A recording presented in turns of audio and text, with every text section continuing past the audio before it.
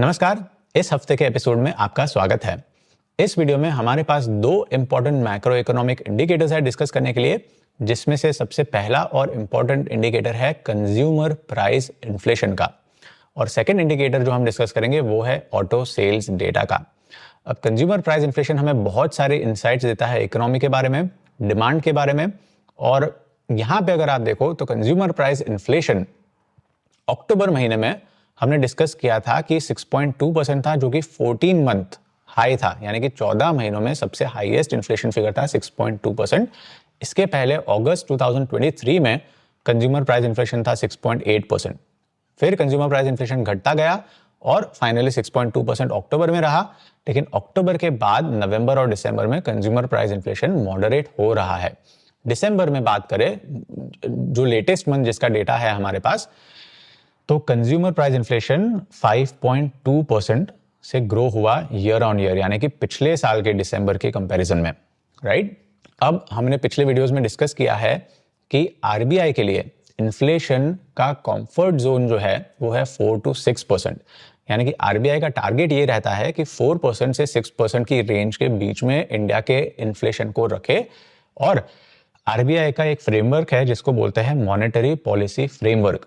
ये फ्रेमवर्क के हिसाब से आरबीआई और गवर्नमेंट के बीच में एक अंडरस्टैंडिंग है कि अगर इन्फ्लेशन 6% से ऊपर रहा या 4% से गिरा तो आरबीआई को गवर्नमेंट को एक्सप्लेन करना पड़ेगा कि क्यों इन्फ्लेशन ये रेंज के बाहर गया है। तो ये रेंज के अंदर इन्फ्लेशन रखना आरबीआई के लिए बहुत जरूरी है। अगर इन्फ्लेशन हद से ज्यादा गिरा तो वो इकोनॉमिक ग्रोथ को नीचे पुल कर लेगा, क्योंकि प्राइसेस अगर कम होगी तो इकोनॉमिक ग्रोथ जो है, स्पेशली नॉमिनल ग्रोथ, वो कम दिखेगी।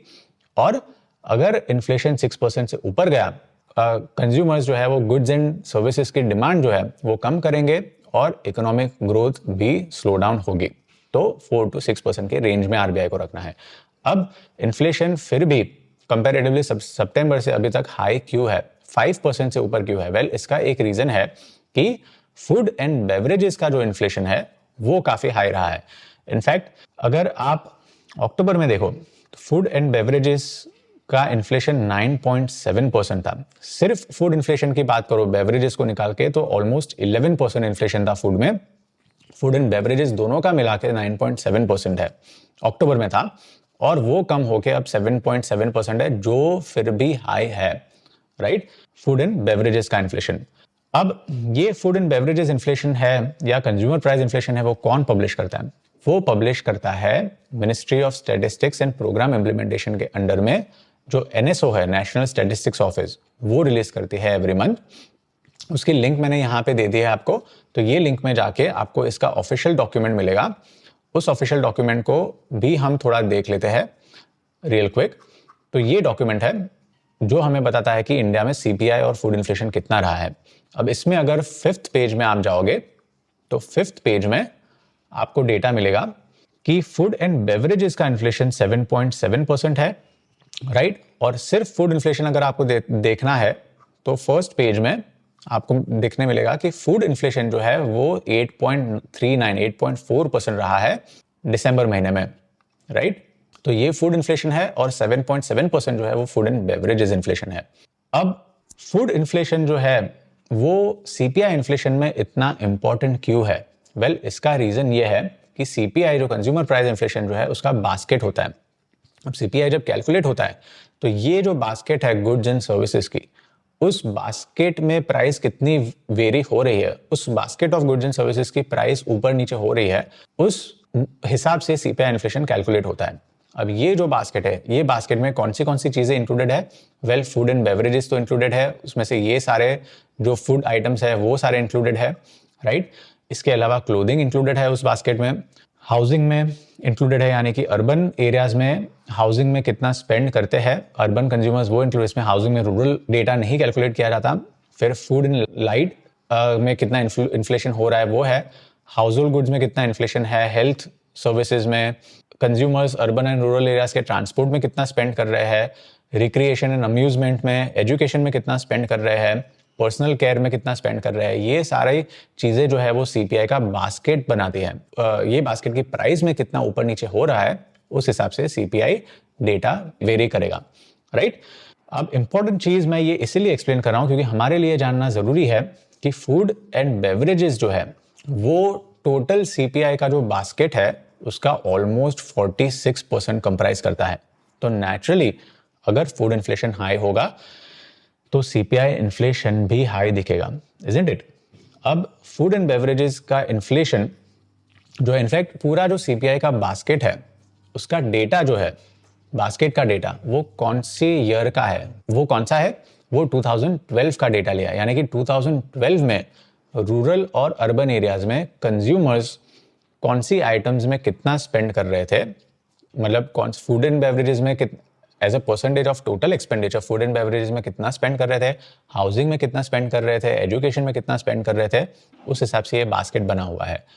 अब ये डेटा थोड़ा नेचुरली ओल्ड है, तो गवर्नमेंट ने अभी स्टेटमेंट दिया है कि ये जो डेटा है उसको अपडेट किया जाए। वो अपडेट कैसे करते हैं?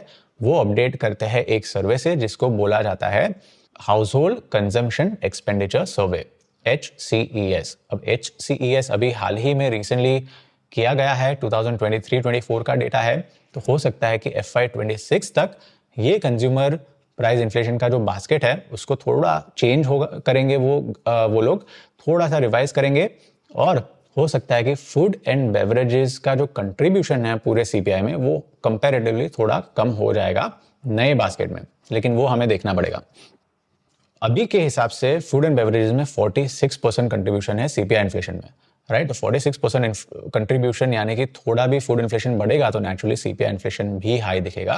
फूड इन्फ्लेशन को कंट्रोल में रखना बहुत ज़रूरी है, और एक्सपेक्टेशन अब यह है कि आगे के महीनों में यानी कि जनवरी, फरवरी, मार्च महीनों में फूड इन्फ्लेशन धीरे धीरे गिरता जाएगा। और इसका रीज़न ये है कि रबी क्रॉप्स जो है यानी कि विंटर क्रॉप्स, ठंड के मौसम के जो क्रॉप्स है, वो क्रॉप्स जो अक्टूबर से दिसंबर में बोए जाते हैं और जिनका हार्वेस्ट मार्च अप्रैल में होता है, राइट? तो ये क्रॉप्स जो है वो काफ़ी, उनकी बुवाई जो है वो काफ़ी अच्छी हुई है। ये बुवाई हमें कैसे पता चलेगा कि अच्छी हुई है? वेल, इसके लिए ministry of agriculture and farmers welfare जो है वो रबी क्रॉप्स का जो एरिया अंडर कल्टीवेशन है, यानी कि कितना एकरेज एरिया अंडर कल्टीवेशन हो रहा है एवरी वीक, वो रिलीज करती है। और यहाँ पे आप देखो तो रबी क्रॉप्स कौन से हैं? रबी क्रॉप्स में गेहूं है, राइट, चावल है, पल्सेस है, दाल है, लेंटिल, ग्राम है, ये सारे जो क्रॉप्स है वो रबी क्रॉप्स है। तो रबी क्रॉप्स जो है उनकी बुवाई अच्छी हो रही है, कैसा पता चलेगा? वेल, क्योंकि टोटल एरिया जो है रबी क्रॉप्स का इंडिया में, पूरे इंडिया में, वो कितना है? 635 लाख हेक्टर्स, राइट? इसमें से ऑफिशियल डेटा के हिसाब से 632 लाख हेक्टर्स जितना एरिया जो है वो यूज्ड हो चुका है कल्टीवेशन में, रबी क्रॉप्स के कल्टीवेशन में, राइट? यानी कि 99% एरिया जो है रबी क्रॉप्स का वो यूज हो चुका है, इसमें बुआई हो चुकी है, राइट? तो ये एक पॉजिटिव चीज है। और अब जब इनका हार्वेस्ट होगा मार्च और अप्रैल में तो इनका सप्लाई मार्केट में बढ़ेगा, सप्लाई मार्केट में बढ़ेगा तो नेचुरली फूड इन्फ्लेशन कंपैरेटिवली कम होते जाएगा, राइट? दूसरा एक फैक्टर है कि जो फूड इन्फ्लेशन को कम कर सकता है वो है रिजर्वॉयर लेवल्स, राइट? अब रिजर्वॉयर लेवल्स का जो डेटा है वो रिलीज करती है सेंट्रल वाटर कमीशन, जो कि मिनिस्ट्री ऑफ जल जीवन के अंडर में आता है। और इनके हिसाब से आप देखो तो टोटल इंडिया में 155 रिजर्वॉयर्स है, राइट? 155 रिजर्वॉयर्स, और इन रिजर्वॉयर्स की total capacity central water commission के हिसाब से 180 बिलियन क्यूबिक मीटर्स है। 1 बिलियन क्यूबिक मीटर यानी 1 lakh crore litre, right? 1 trillion litres. तो 180 बिलियन क्यूबिक मीटर्स यानी कि 180 लाख करोड़ लीटर, पूरे इंडिया में 155 रिजर्वॉयर्स की कैपेसिटी।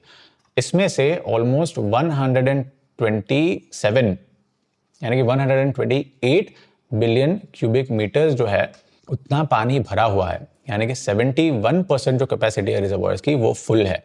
रिजर्वॉयर्स की कैपेसिटी अगर ज़्यादा होगी तो नेचुरली इरिगेशन के लिए पानी ज़्यादा होगा, इरिगेशन के लिए पानी ज़्यादा होगा तो क्रॉप्स जो बोए गए हैं उनका हार्वेस्ट अच्छा होगा। तो रिजर्वॉयर्स की कैपेसिटी भी अच्छी है। हमने देखा कि रबी क्रॉप्स का जो एकरेज है यानी कि एरिया अंडर कल्टीवेशन वो भी काफ़ी स्ट्रॉन्ग चल रहा है। हो सकता है कि अब उनका सप्लाई मार्केट में विंटर में अच्छा रहेगा और सप्लाई बढ़ेगा तो धीरे धीरे फूड इन्फ्लेशन भी कम होगा। इसके अलावा खरीफ क्रॉप जो है उनका भी हार्वेस्ट अच्छा हुआ है, यानी कि मॉनसून सीजन के बाद खरीफ क्रॉप का जो हार्वेस्ट होता है काफ़ी स्ट्रॉन्ग रहा है, उनका भी अब इनफ्लो बढ़ रहा है मार्केट में।